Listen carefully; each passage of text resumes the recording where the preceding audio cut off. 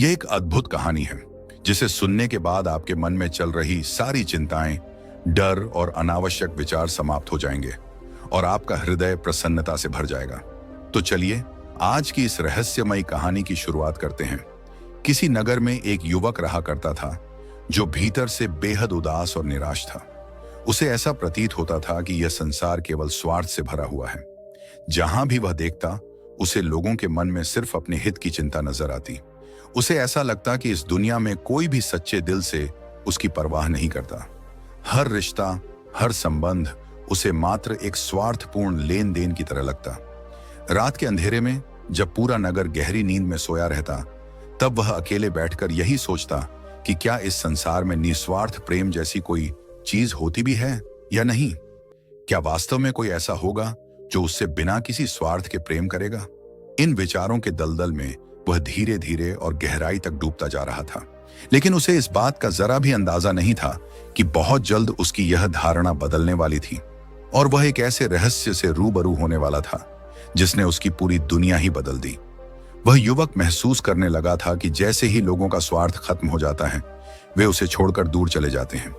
यह सोचकर उसका मन और भी भारी हो जाता। दोस्तों, हमारे जीवन में भी कुछ ऐसा ही होता है। हम हमेशा किसी न किसी का साथ तलाशते हैं और जब हमें वह साथ नहीं मिलता तो हम खुद को अकेला और कमजोर महसूस करने लगते हैं। हमें लगता है कि इस दुनिया में कोई हमारा नहीं है, कोई हमें सच्चे दिल से प्यार नहीं करता, कोई हमारी परवाह नहीं करता। लेकिन हम ये भूल जाते हैं कि अंत में हर किसी को अकेले ही जाना पड़ता है। यही सोच सोचकर वह युवक घुटने लगा था। अपने अकेलेपन से तंग आकर उसने एक दिन अपना घर छोड़ दिया और बिना किसी दिशा के एक अनजान रास्ते पर निकल पड़ा। उसके मन में अनगिनत विचार उमड़ रहे थे। क्या जीवन का कोई अर्थ है? क्या सच में इस दुनिया में कोई ऐसा है जो निस्वार्थ भाव से किसी की परवाह करता है? विचारों में डूबा हुआ वह रास्ते पर आगे बढ़ता जा रहा था। तभी उसकी नजर सामने पड़े एक आश्रम पर पड़ी। वह ठिठक गया।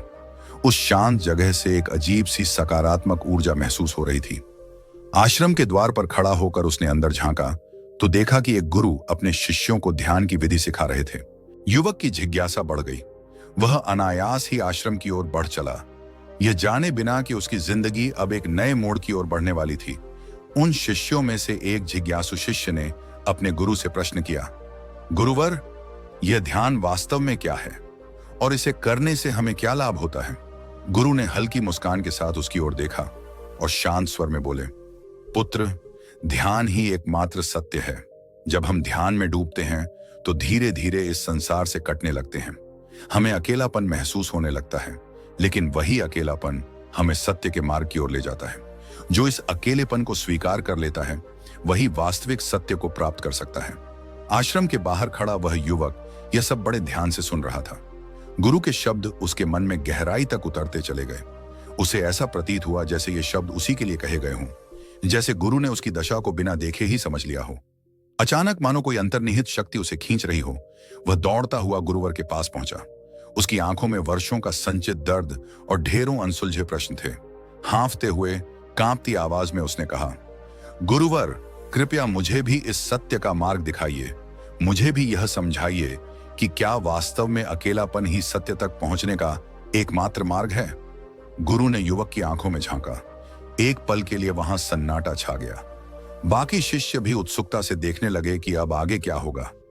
युवक ने आत्मविश्वास से कहा, गुरुवर, यदि ध्यान हमें अकेला कर देता है तो इसका अर्थ यह हुआ कि मैं पहले से ही इस मार्ग पर हूं।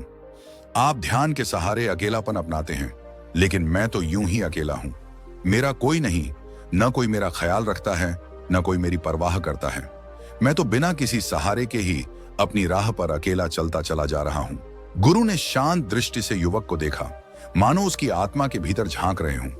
फिर उन्होंने गंभीर स्वर में कहा, भंते, यदि तुम सच में अकेले होते तो तुम्हारे पीछे तुम्हारा पूरा परिवार, तुम्हारे मित्र, तुम्हारे शत्रु, तुम्हारे सगे संबंधी, ये सब कौन हैं जिन्हें साथ लेकर तुम यहां तक आए हो? युवक उनके शब्द सुनकर स्तब्ध रह गया। उसके भीतर एक अजीब सी हलचल मच गई। घबराकर उसने तुरंत पीछे मुड़कर देखा, पर वहां कोई नहीं था। चारों ओर बस नीरवता फैली थी। वह भ्रमित हो गया और उलझन में गुरुवर से बोला, गुरुवर, मेरे पीछे कौन है? यहां तो कोई नहीं, न मेरा परिवार, न मित्र, न शत्रु, न कोई अपना। मैं तो सबको पीछे छोड़ आया हूं। किसी ने मेरी परवाह नहीं की, किसी ने मेरी सुध नहीं ली।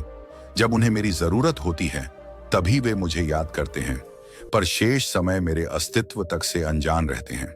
किसी को इस बात से कोई फर्क नहीं पड़ता कि मैं जीवित हूं या मर चुका हूं। गुरु अब भी शांत थे। उन्होंने युवक की बातें ध्यानपूर्वक सुनी और फिर बोले, भंते, तुम कहते हो कि तुमने सभी को पीछे छोड़ दिया है, पर जब तक तुम उनके बारे में सोचते रहोगे, उनके व्यवहार से आहत होते रहोगे, तब तक तुम सच में अकेले कैसे हो सकते हो? युवक का हृदय तेजी से धड़कने लगा। उसने फिर एक बार पीछे मुड़कर देखा और इस बार उसे कुछ ऐसा दिखा जिसे देखकर उसके पैरों तले जमीन खिसक गई। युवक ने गुरुवर की ओर देखा और कहा, गुरुवर, यहां तो सच में कोई नहीं है। मैं अकेला ही यहां आया हूं। ऐसा लग रहा है कि आप मेरा मजाक उड़ा रहे हैं। जब मेरे पीछे कोई है ही नहीं तो मैं भला उन्हें कहां छोड़ूं और कैसे छोड़ूं? गुरु यह सुनकर मंद मंद मुस्कुराने लगे।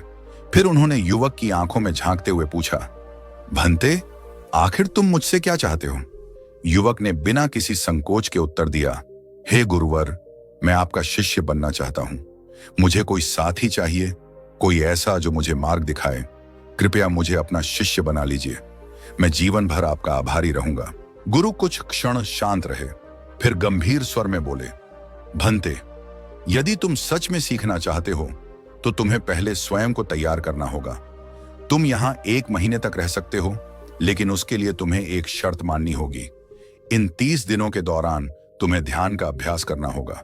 यदि तुम इसे कर सकते हो तो तुम यहां रह सकते हो, अन्यथा यह स्थान तुम्हारे लिए नहीं है।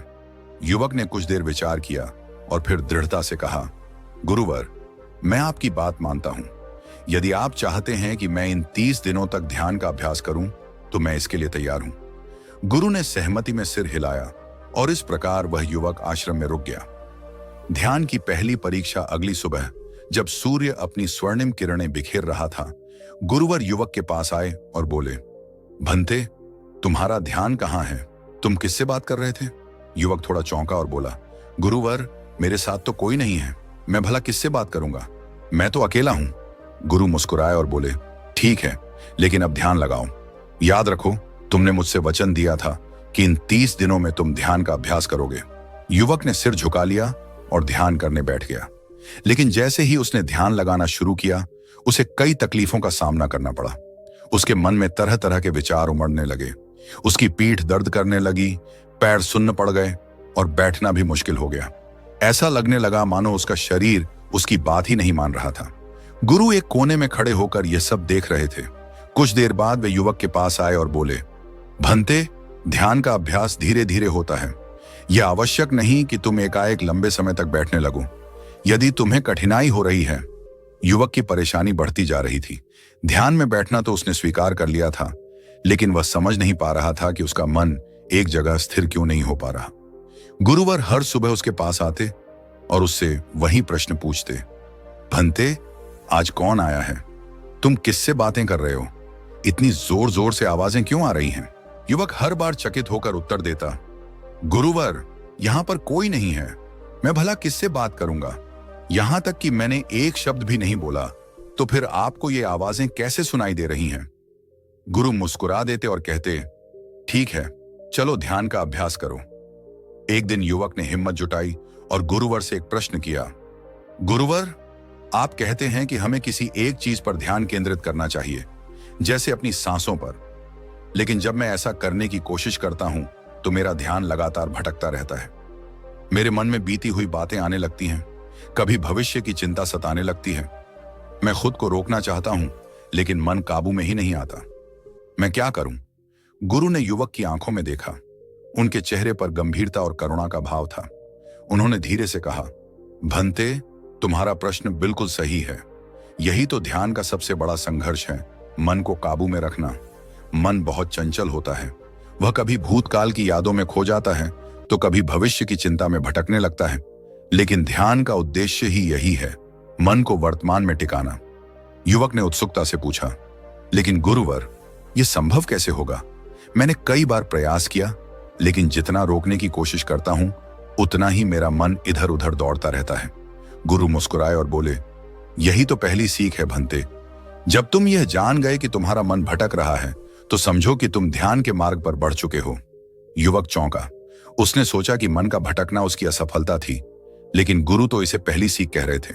गुरु ने आगे कहा, मन को जबरदस्ती रोकने की कोशिश मत करो, बस इसे देखो, इसे समझो। जब तुम्हारा ध्यान भटके तो जबरदस्ती वापस मत खींचो, बस ये स्वीकार कर लो कि मेरा ध्यान भटक गया है, और फिर धीरे से इसे वापस अपनी सांसों पर ले आओ। हर बार जब तुम इसे वापस लाओगे, तुम अपनी एकाग्रता को और मजबूत करोगे। धीरे धीरे यह भटकना कम होने लगेगा। युवक अब गहरे सोच में डूब चुका था। उसे लग रहा था कि वह कुछ बहुत महत्वपूर्ण सीख रहा है, लेकिन तभी कुछ ऐसा हुआ जिससे उसका पूरा अस्तित्व हिल गया। गुरुवर मुस्कुराए, मानो उन्हें पहले से ही इसका उत्तर पता था। उन्होंने युवक को ध्यान से देखा और बोले, भंते, यही तो ध्यान की दूसरी सीढ़ी है। जब तुम अपने विचारों को रोक नहीं पा रहे, जब तुम्हारे मन में तूफान उमड़ रहा है, तो इसका मतलब यह है कि तुम सही मार्ग पर हो। युवक ने अचरज से पूछा, कैसे गुरुवर? क्या यह ध्यान का सही मार्ग है? लेकिन मैं तो और ज्यादा उलझन में पड़ रहा हूं। जब तक मैं ध्यान नहीं करता था तब तक इतना कुछ नहीं सोचता था। अब जब मैं ध्यान करता हूं तो मेरा मन और ज्यादा भागने लगा है। गुरु ने गहरी सांस ली और बोले, भंते, जब तुम लंबे समय तक किसी अंधेरे कमरे में रहते हो और अचानक रोशनी कर दी जाती है तो तुम्हारी आंखें चौंधिया जाती हैं, कुछ भी साफ साफ नहीं दिखता। लेकिन क्या इसका मतलब यह है कि रोशनी गलत है? युवक ने धीरे से सिर हिलाया। नहीं गुरुवर, रोशनी गलत नहीं है। आंखों को बस कुछ समय चाहिए अंधेरे से उजाले में समायोजित होने के लिए। गुरुवर ने सिर हिलाया और बोले, बिल्कुल सही, ध्यान भी ऐसा ही है। जब तुम ध्यान करने बैठते हो तो तुम अपने भीतर की रोशनी जलाने का प्रयास कर रहे हो, और जैसे ही वह रोशनी प्रकट होती है, तुम उन सभी विचारों को देखने लगते हो जो तुम्हारे भीतर वर्षों से दबे पड़े थे। ये वही विचार हैं जो पहले भी तुम्हारे भीतर थे, लेकिन तुमने कभी उन्हें महसूस नहीं किया। अब जब तुम भीतर झांकने लगे हो तो वे तुम्हें साफ साफ दिखने लगे हैं। युवक ने चिंतित स्वर में पूछा, लेकिन गुरुवर, ये विचार इतने अधिक क्यों आ रहे हैं? और वे विचार भी आ रहे हैं जिनके बारे में मैंने कभी सोचा तक नहीं था। गुरु ने हल्की हंसी के साथ कहा, क्योंकि तुमने अपने जीवन में बहुत कुछ संचित कर रखा है। कई जन्मों की यादें, कई अनजाने भय, अधूरे सपने, भूली हुई भावनाएं, ये सब तुम्हारे मन में गहरी परतों में जमा हो चुकी हैं। जैसे ही तुम ध्यान की ओर बढ़ते हो, ये परतें खुलने लगती हैं। ये ध्यान का एक स्वाभाविक चरण है। युवक अब और भी उलझ गया। उसने धीमे स्वर में पूछा, तो अब मुझे क्या करना चाहिए गुरुवर? क्या मैं इन विचारों को रोकने की कोशिश करूं? गुरु ने धीरे से सिर हिलाया। नहीं भंते, इन्हें रोकने की कोशिश मत करो, बस इन्हें देखो। एक गवाह बनो, लेकिन इनमें उलझो मत। जब कोई विचार आए तो उसे पकड़ो मत, उसे धक्का भी मत दो। बस इसे आते जाते देखो, जैसे आकाश में बादल आते जाते हैं। जब तुम इसे देखना सीख जाओगे तो एक दिन यह अपने आप शांत हो जाएगा। युवक ने गहरी सांस ली। यह सब उसके लिए नया था, लेकिन कहीं ना कहीं उसे लगने लगा था कि वह किसी गहरे रहस्य के करीब पहुंच रहा है। लेकिन तभी गुरुवर की बातें सुनकर वह युवक थोड़ी देर तक चुप रहा। फिर उसने ठान लिया कि अब वह इन विचारों को केवल देखेगा, उनका हिस्सा नहीं बनेगा। अगले कुछ दिनों में उसने पूरी मेहनत से ध्यान का अभ्यास किया। शुरुआत में मुश्किलें आईं, लेकिन वह लगातार हर दिन गुरु के द्वारा बताई गई बातें अपनाता रहा। धीरे धीरे उसके मन के तूफान शांत होने लगे, और जो विचार पहले उसे घेरते थे, अब वह उनसे निरपेक्ष होकर बस उन्हें देख सकता था। समय बीतने के साथ युवक का ध्यान गहरा हुआ। एक दिन सुबह जब वह ध्यान में बैठा था, उसे महसूस हुआ कि उसकी आत्मा का हर कण शांत हो चुका है। विचार अब न तो उसे परेशान करते थे और न ही उसका मन भटकता था। वह एक गहरे सुकून में डूबा हुआ था।